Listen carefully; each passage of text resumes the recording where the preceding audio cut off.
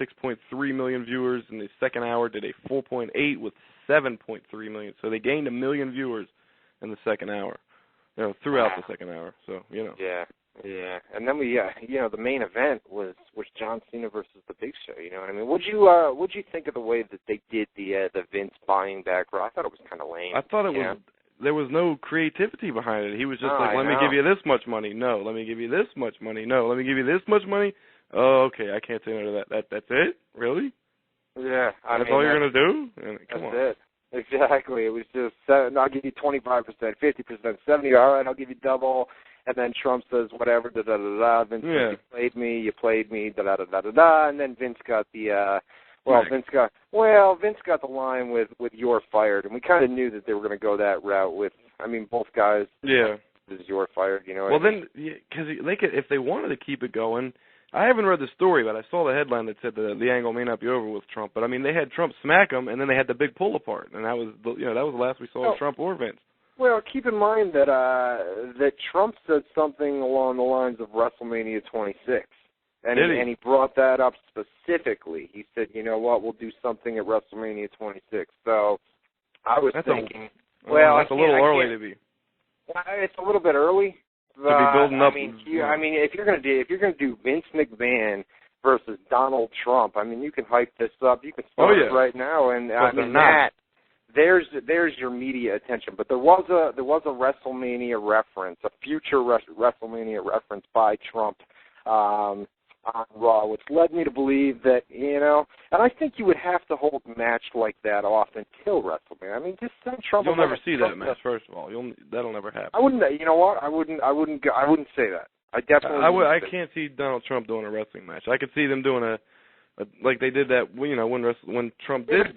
Vince and Trump go way back. You know what I mean? Yeah, but it's not like it's. The guy's friends in real life. You know what I mean? And I think. But Trump is open to doing wrestling. Trump is open to coming back and doing physically in the ring doing wrestling, though. You got to think, it's WrestleMania. They can't put him in there unless they can, even with gimmicks, find some way to make it interesting. And I don't see it. Come on. Listen. Believe me, it'd be huge if they did it. I'm not denying that. It doesn't have to be interesting. All they want is the media attention. If they can get that huge media attention going into WrestleMania next year with Trump versus McMahon, that's their goal. Goal accomplished. You know what I mean? I'm saying, would Trump get in the ring and be physical? Would he risk his health and his, I don't know. That would have to be worked out. I think Trump, in some way, maybe a tag team match. That's what I'm thinking. Where Trump only has to go in there for maybe do Vince and Shane versus Trump and Piers Morgan or something like that. Or his winner of The Apprentice, whoever the winner of The Apprentice is.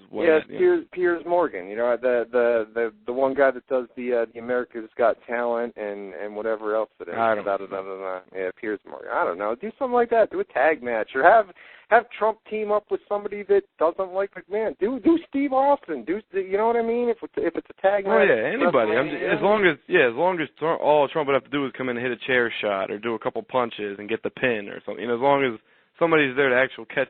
Because if you do the match, it's got to be at least at WrestleMania with those two and the media attention we get. It would have to be at least 10 minutes. And if it's one-on-one, I don't see how they can fill 10 minutes because Vince sucks too. Let's be honest.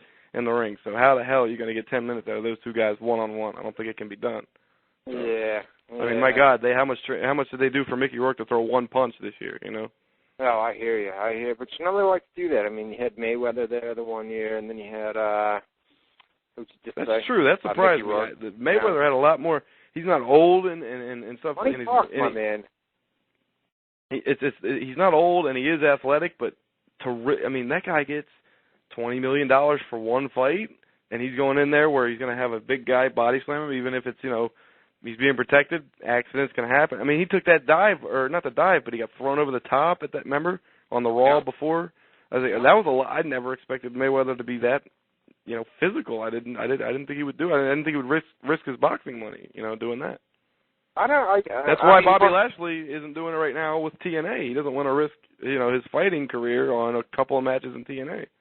I would say that we definitely haven't seen the last of Trump in WWE, and he's open to work with them. And you're right. As it pertains to a match, you know what I mean? I mean, it'd be something. It'd be out of the ordinary, you know what I mean? I mean, you wouldn't expect Trump to get inside a wrestling ring, but it wouldn't shock me. You know wouldn't what I mean? expect Pete Rose to take a tombstone either, though. So you could be right. I don't know. Yeah, but money talks. I mean, not that Trump. Yeah, come on. He's more of a media whore, so you know. But. Yeah. So I don't know. Hey, what do you? It's almost 8:00. Yeah. We could take a commercial break. We got through Monday Night Raw. Yes. And well, wait, real quick. The last segment after the Big Show Cena was a parking lot. Randy Orton was going to his car. Triple H attacked him, and there was a very gay little closing where he was, you know, right in his face, whispering sweet nothings into his ear, and that's how the show ended. So I was going to say, it was a little weird that the final focus on Raw was Big Show versus Cena with Miz interference. That's the final. But then they did, you know, the main event angle. Well, I think you know why they did it, because I mean you couldn't go straight from the last man standing match to out in the parking lot. Well, plus they just made John Cena Miz that night, so they had to put some kind of thing together, you know. So. Right. So we ended Raw with basically Triple H saying that this Sunday Randy Orton is going to hell, and that was Monday Night Raw from Monday night. Hour number 2. What are we going to do in hour number 2? We're going to talk about Candice and Sim Snuka's release from WWE last week. We'll preview the bash. Yeah, preview the bash. We'll do chat shout-outs as well. Take a lot of news. Live phone calls as well. Chat shout-outs. Did I already say that? I think I did. A lot of news. We got a little bit of UFC, not a lot, so you don't have to worry about tuning out. We've only got 1 or 2 things to talk about, but yeah, a lot of news for wrestling. So. All right.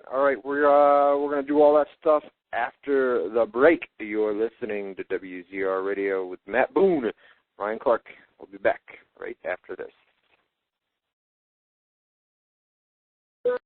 And we're back. WZR Radio here on WZROnline.com and a host of other websites. I'm Ryan Clark. He's Matt Boone, and We're here for another hour talking a little bit of UFC, the bash this Sunday, and WWE releases from last week. Somebody in the chat room said Maurice is a good worker, and I agree with that. Cole Black in the chat room said that. One thing too. My God. Yeah, one thing I did want to mention is when I watched Raw, there was a Divas tag team match, and Rosa Mendez is one of, well, she's new, you know, so I don't want to shit all over her too much just yet, but she was brutal to watch. That was one thing that I noticed myself doing when I was watching Raw, where we're watching guys like Dolph Ziggler and Rosa Mendez and how they sell and how they work in the ring. A little scouting report. And Rosa Mendez was just off spot after spot after spot. Really? Because, I wasn't judging her or grading her wrestling ability, but she didn't even seem that hot compared to other WWE Divas, too, so I thought she was like the workhorse, like the good wrestler of the Diva group. It was brutal. It was brutal to watch her. I mean, she was just so out of place, spot after spot after spot, and it was just, I was wow. You know, it didn't, I don't know.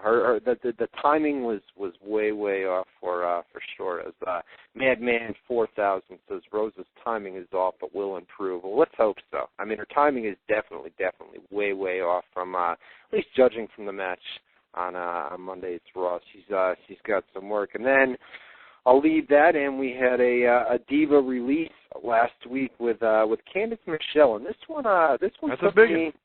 Yeah, it took me by surprise because she had just been cleared to return, and on her Twitter account, she was talking about how she was ready, she was back in training, and she was only a couple weeks away. She had just been cleared, so it's all about a storyline, you know what I mean? And they decided to cut her. I don't think they were happy. She was doing other outside projects while she was rehabbing an injury, and I think that they wanted her to be more focused on rehabbing, and then they called her out at several functions and partying with friends out of clubs and things like that, you know, and I think they wanted her, you know, maybe it was just a case of they didn't think that she took the business serious enough, which I don't think is the case. You know what I mean? I think she was ready, and I think she always seemed motivated. You know what I mean? She always seemed like she really